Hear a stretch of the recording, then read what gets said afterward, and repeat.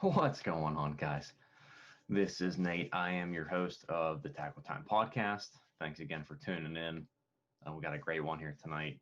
This is awesome. I've been looking forward to this one for a while. We're having Tyler Anderson from Tyler's Real Fishing, one of the first, YouTube fishermen out there who really hit the books running and has made a ton of videos. And if you aren't familiar with him, go check out his channel. Some of the content that he's been making is incredible. I shouldn't say some, all of it. I mean, he puts a lot of time and effort in, and it's a lot of good info, and he's a great teacher. So go ahead and check that out. I hope you enjoyed this episode. This was really cool. But before we jump into that, I wanted to make sure you know about TackleBuys.com. TackleBuys is a site that we run that lists thousands and thousands of sale listings from across the web. So if you're looking to buy new gear, buy a new rod, whatever it might be, buy new bait, new plastic, whatever it is, we have it there. You can find it. So I'm just going to show you real quick. So you can see this is actually what you'd see when you come right to the shopping page. All of these deals are ones that have just come on. You're going to see all the latest stuff. Right now, we have over 3,000 listings, sale listings from across the web. So you're going to be able to find anything you need, whatever it might be. So line, rod, reels, electronics, storage, whatever it is, you're going to be able to find it here. So before you buy gear next time, don't overpay. Come to TackleBuys.com, find it on sale, and save a little money. So we're going to jump into this episode. Well, I think an aspiring pro in our midst. So we have Tyler Anderson from Tyler's Real Fishing on YouTube. Tyler, please say hello to everybody. Howdy, howdy. How's it going, people? I am super excited. I know we've been trying to get this thing going here for, as you and I just checked back, almost 2 months. So that's awesome. We're finally able to connect. You are definitely serious in the world of fishing. You know, it's not just a hobby for you, but it's something you do almost full time from what I can gather. So I always like to try and take it back, to maybe when things were simpler. And, try and think, what was, maybe when you were younger or maybe when, somebody was teaching to fish, what was your favorite fishing memory from way back when? I mean, just like a lot of us, my grandpa taught me how to fish. Nice. So it was, so many good memories of me basically since I was in a diaper, just walking along the dock or the shore with my grandpa, usually not catching anything but just bluegill. But I mean, when you're young, that's all you care about. That's And perfect. I really think even all the places I've traveled and fished and tournaments I've fished, I really think that's still my best memory is just like learning from him and eventually passing him up in skill, and he's then asking me questions. So just some really good memories there. You know what? There's nothing better than a simple rod, a hook, and a little piece of worm. Yep. And it's amazing the memories you can remember just from that. So no, that's really cool. I can definitely appreciate that. And I think you and I quickly talked, just over email before the start, and that's actually the reason I started this podcast was I wanted to try and make fishing approachable for a lot of people who, say who didn't have a grandfather like me. I didn't really have a mentor, when I started, and I didn't start fishing, that long ago, and it's hard to get into. There's so much. There's all the gear. There's a lot of there's so much stuff. Exactly. And it's really hard, and that's what this podcast is all about, is trying to make fishing more approachable and easy for people to get into. So I can definitely appreciate that for sure, man. Yeah, we can all understand what it's like to, feel or see the bobber go down and reel it back in. Now, I've graduated. I wouldn't say graduated because there's never like a tier of fishing that's like better than the other, but I have moved on to different types of fishing, so I don't do a whole lot of bobber worm fishing anymore, but it's definitely good to look back on those memories. For sure. One necessarily isn't better than the other, but things just change, period. So Exactly. So you have a pretty serious YouTube channel with tons and tons of great content on there. Can you tell everybody listening a little bit more about that if they haven't heard of you?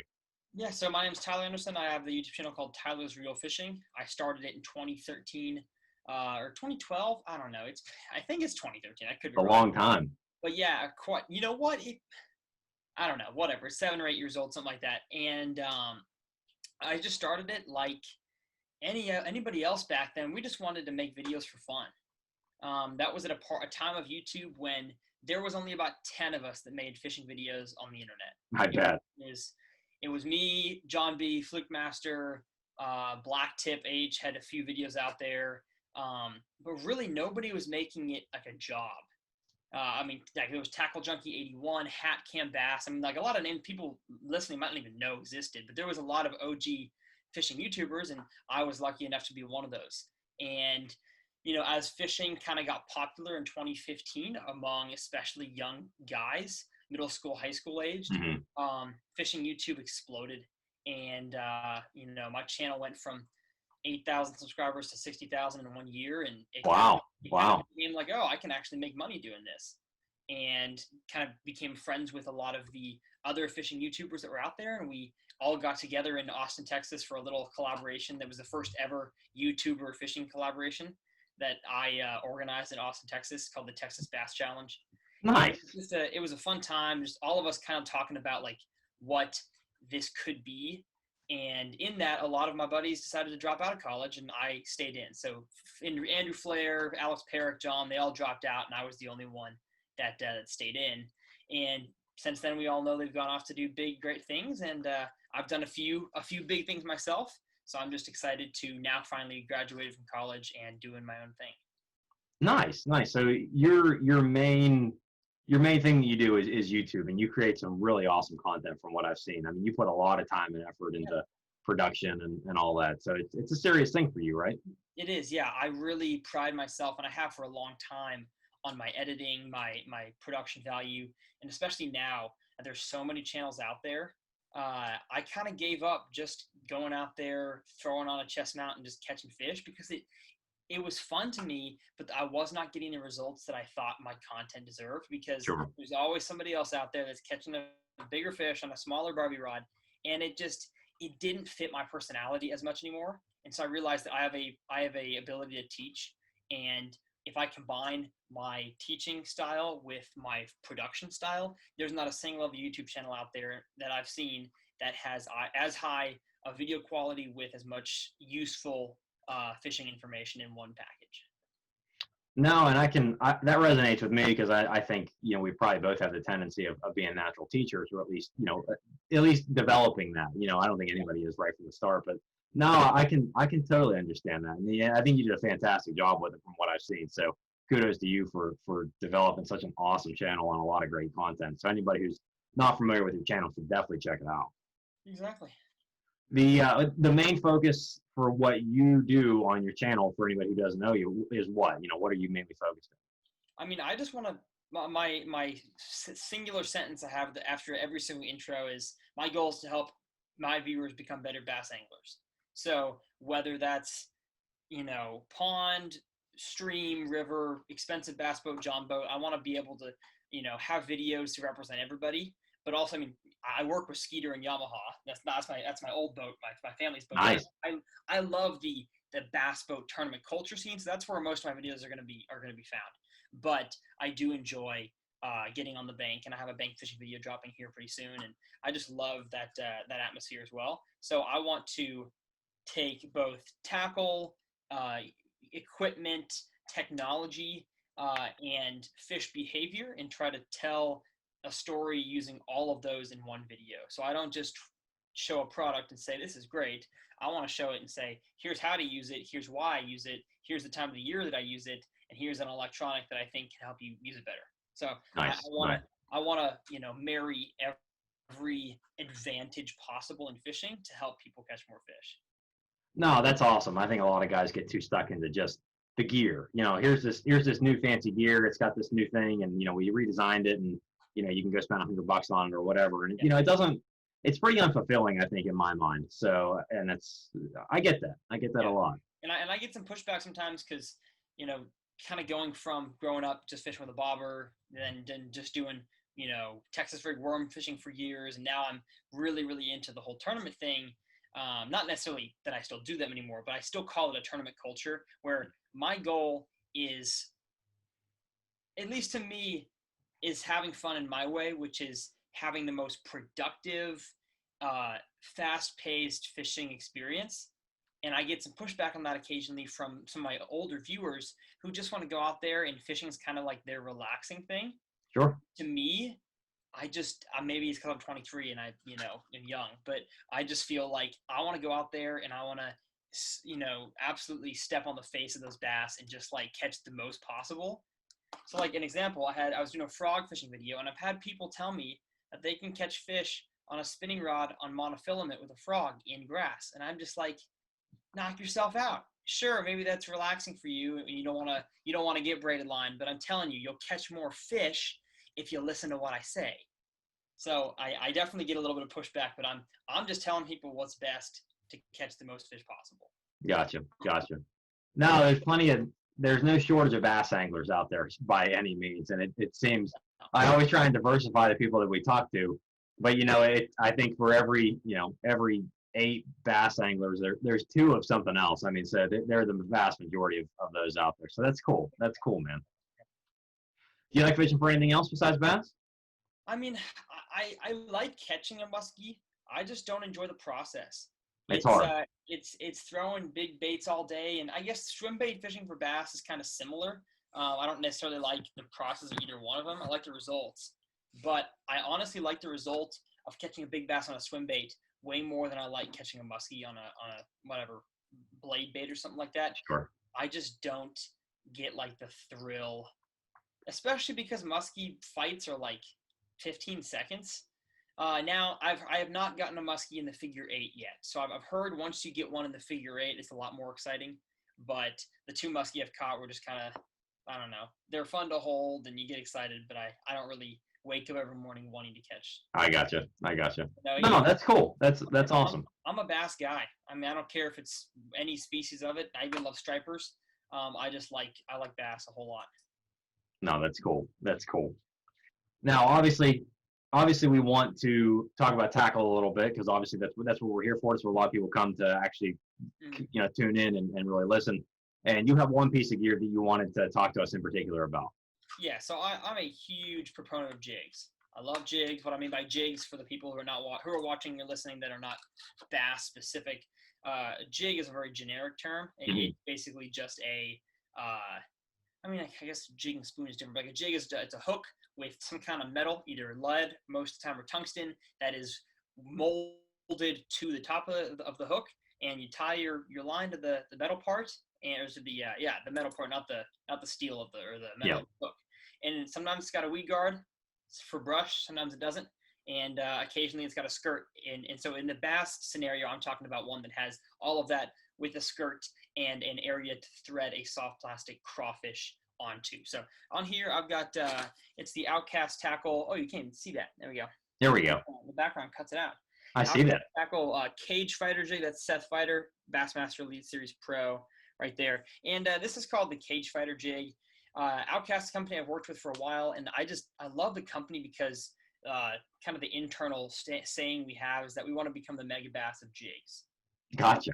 So where Mega Bass has $27 jerk baits, we don't want to charge that much for a jig, but we do want to produce jigs that are higher quality and more technological things into them than your average jig does.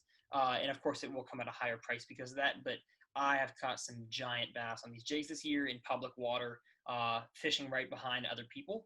And so the Cage Fighter is specifically unique because it's your standard, hopefully you can see it, archy style head. So it's kind of like the, cylindrical style head. Yep. The line tie is horizontal instead of vertical. So it's perpendicular to the head.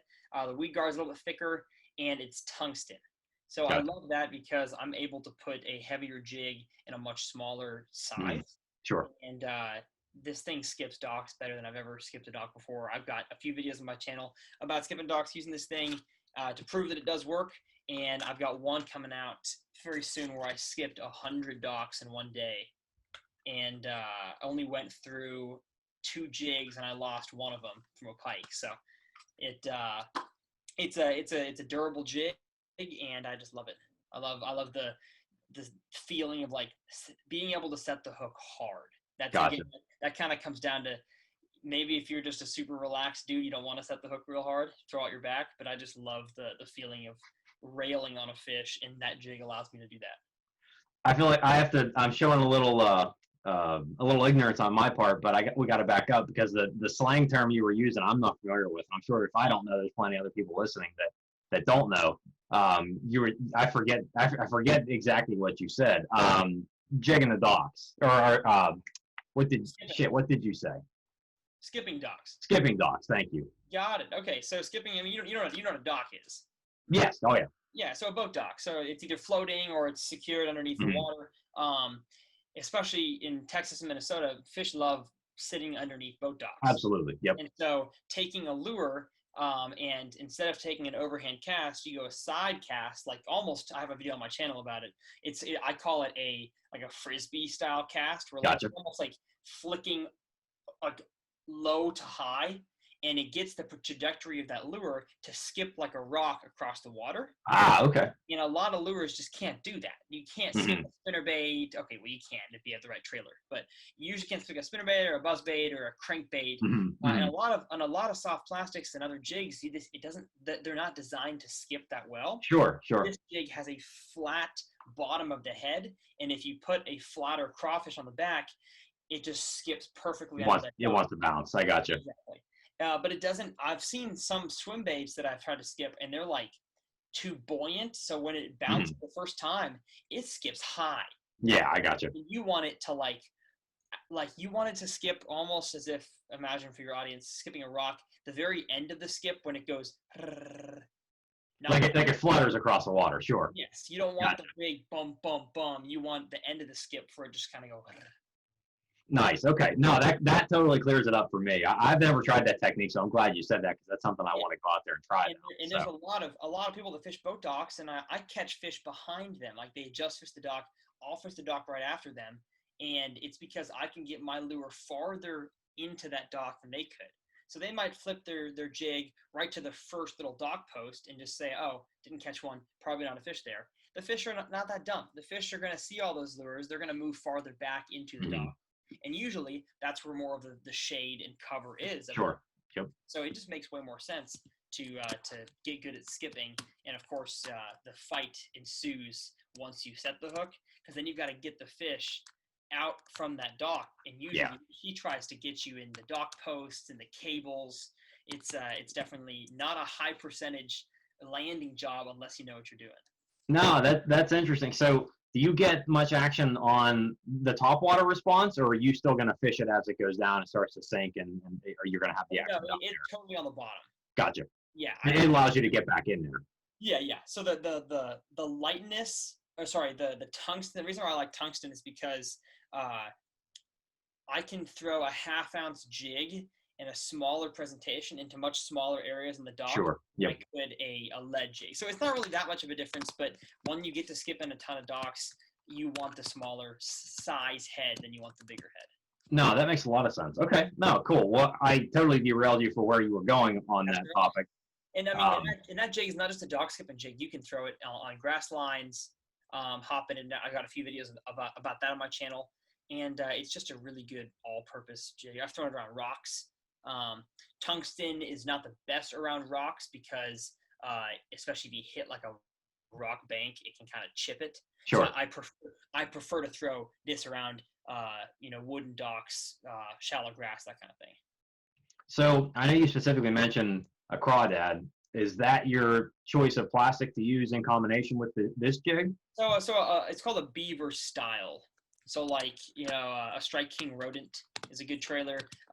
But like, it's hard to explain. The crawfishness of it is just like any sort of soft plastic that has an appendage that kind of could look like a crawfish. Okay. Most of the time, I think a jig under a dock looks like a bluegill more than a crawfish. Sure. Especially if you're throwing more bluegill type colors. So even though the thing like a rage craw might have claws sticking up, I think the bass is not smart enough to really think, oh, that's a crawfish, I'm going to eat it. It just looks and says something that's got a fin or a claw, whatever, I'm going to eat it. Sure. That makes sense. Okay. But you have better luck, I'm assuming, with those is probably why you mentioned them. Yes, I do. So, the Strike King Rage Craw is by far, in my opinion, the best jig trailer all around. Not just shallow jigs or dock jigs, but even football jigs out deep, swim jigs. I love throwing a Rage Craw as that trailer. Do you have any other recommendation for folks who, say they've used the craw, they want to try something else? Do you have a different one to put in its place that you like? There's the Rage Menace, which is a smaller presentation. It actually skips a little bit better than the Rage Craw, but the issue I have with the Menace is that it doesn't have a whole lot of action on the claws themselves. So if I'm like skipping a jig in super clear water, the fish are feeding mostly based on sight. Got it. So they're gonna. I'm just gonna say jig. I'm gonna get away from skipping. Fishing a jig in clear water, I like to go with the Menace, but I have a video coming out, the 100 dock video. The water is like 4-inch visibility, so it's really dirty, and the fish can't see squat. So they want to feel the water moving, and so the bigger your presentation is, the better. So I mean, tungsten isn't even as important there because you want to have a bigger presentation. I still don't use it because I'm confident with that jig, but that's why I go with the bigger claws. I don't cut the trailer down at all before I put it on the jig, as I'll do in other circumstances, because I want that full, the full appeal of the bait. Gotcha. Okay. So I don't remember. And honestly, I couldn't tell because unfortunately it was cutting it out. But does yours, the one you're talking about in this instance, does it have a skirt on it? I can't remember. Yes, yeah. So all bass jigs have a skirt. So there's tons of different types of skirts. This one is, I believe, living rubber is what it's called. I don't exactly know, but there's mop jigs which have like a very thick type skirt. Sure. No, wait, no, sorry. Mopper is longer. I forgot the exact type, but there's tons of different skirts. This skirt is pretty low profile, so it's a pretty thin material, not very thick. And I think this is better for getting, like I said, skipping docks for sure, and getting that jig into small areas.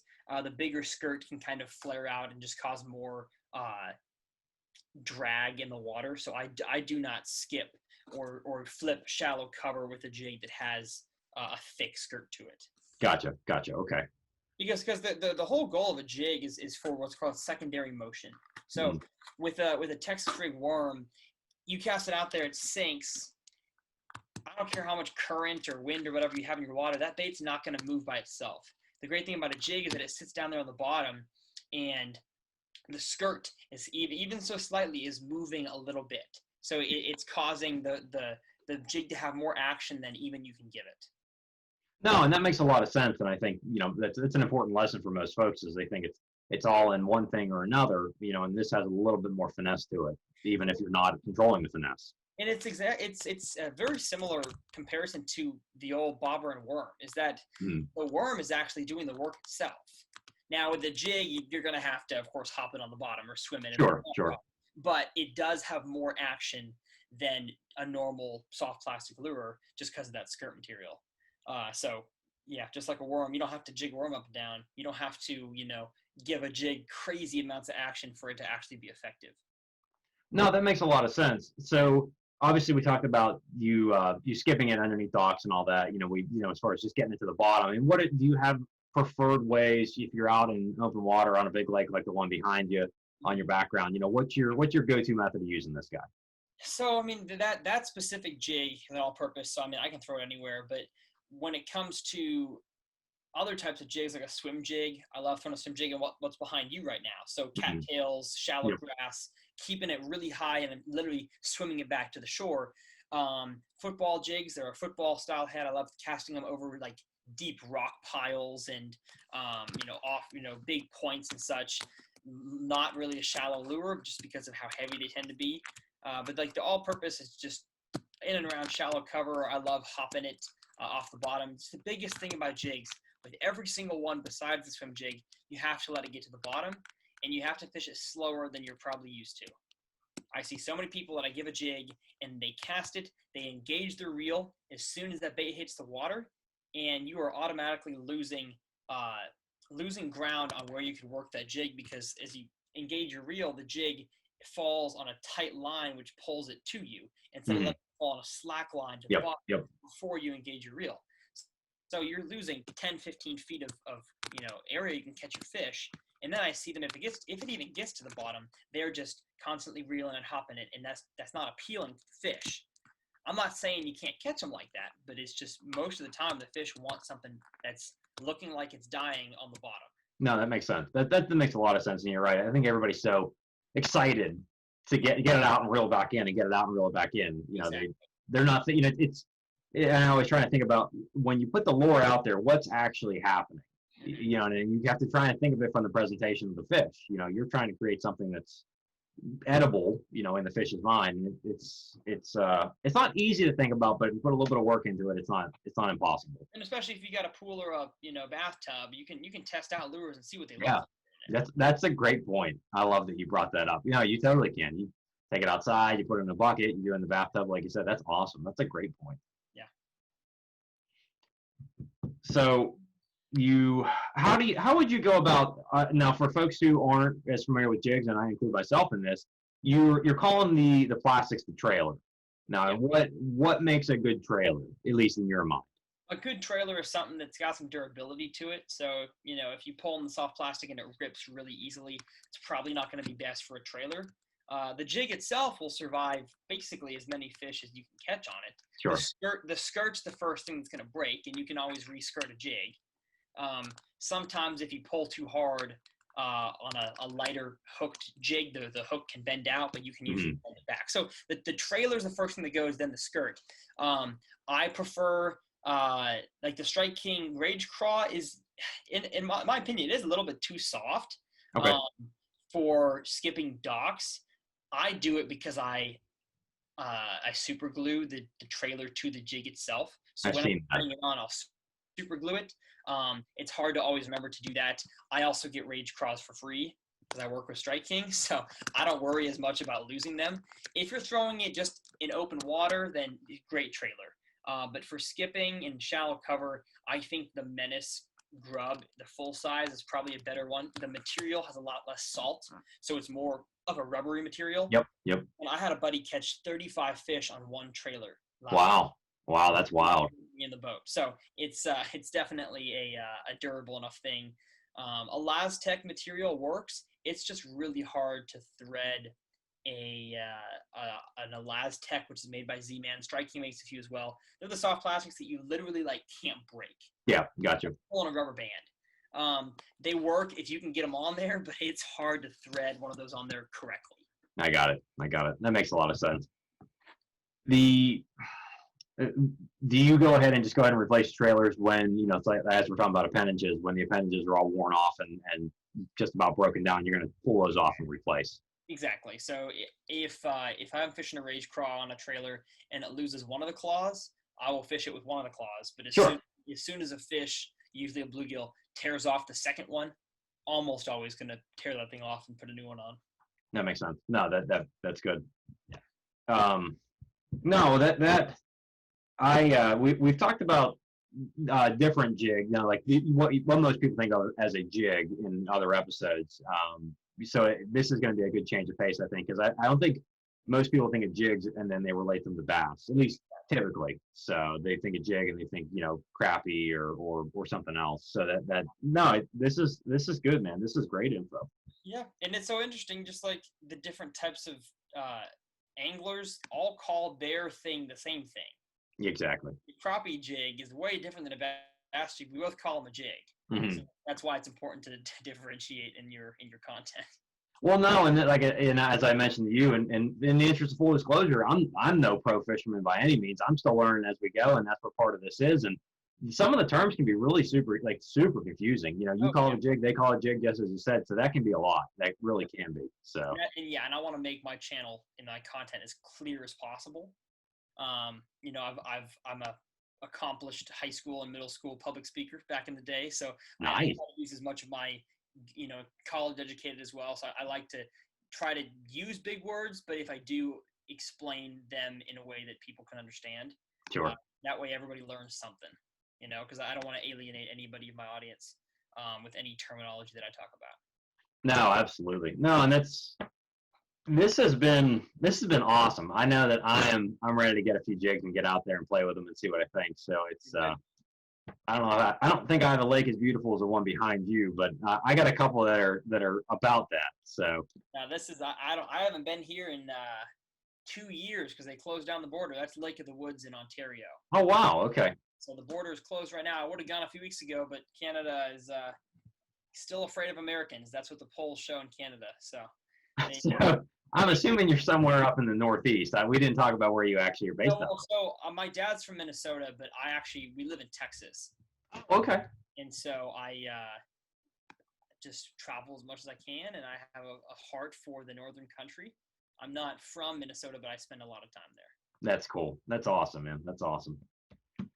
Well, I tell you what, man, there's been so much good info here. I think if we go too much more, it's going to be a bit of overload for most folks. So I think now's a good time to go ahead and cut it off. If you would tell everybody again where they can find you and connect with you and learn a whole lot more from you. Awesome. Yeah, my name's Tyler Anderson, or just search Tyler's Real Fishing or Tyler Fishing on YouTube, and you'll see the red logo. And I just want to teach you guys how to become better bass anglers. That's awesome, man. I know I'm going to tune in and watch a whole bunch more of your videos. So I'm gonna dig into that dock skipping video so I can make sure I do it right next time. So your mind might be blown. I think so. I learned something new. I learned a whole bunch of things new tonight, but that was one of them for sure. So, well, cool. We're going to go ahead and cut this one off here. So thanks again, Tyler, for coming on. Appreciate it.